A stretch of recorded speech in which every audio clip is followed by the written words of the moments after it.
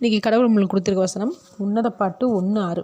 நான் கருப்பாய் இருக்கிறேன் என்று பாராதேயுங்கள், வெயில் என்மேல் பட்டது, என் தாயின் பிள்ளைகள் என்மேல் கோபமாய் இருந்து என்னை திராட்சை தோட்டங்களுக்கு காவல்காரியாக வைத்தார்கள், என் சொந்த திராட்சை தோட்டத்தையும் நான் காக்கவில்லை. இந்த வசனத்தை கொண்டு கடவுள் நம்மகிட்ட என்ன சொல்கிறது பார்ப்போம்.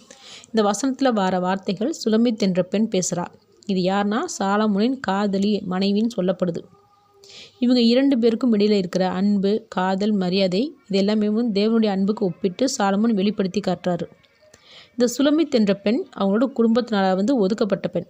இந்த பெண்ணை ஒரு வேலைக்காரி போல் நடத்தும்போது வெயிலில் வேலை செய்ததுனால கருப்பு நிறம் கொண்டவளாக இருக்கிறா. இதனால சாலமோனை பார்த்து என்னையை ஒதுக்கிடாதீங்கன்னு சொல்லிட்டு, இந்த பாரமான வேலை நான் செய்கிறதுனால என்னுடைய சொந்த திராட்சை தோட்டத்தை நான் காக்கவில்லைன்னு சொல்கிறா. அப்படின்னா அவளுடைய சரீரத்துக்கு முக்கியத்துவம் கொடுக்காம அவளுடைய வேலைக்கு முக்கியத்துவம் கொடுத்தேன்னு சொல்கிறா. இப்போ இப்படி சொல்லும்போது உன்னத பாட்டு 1:8 சாலமோன் சொல்கிறாரு, ஸ்திரீகளில் ரூபவதியன்னு சொல்லி அழைக்கிறாரு.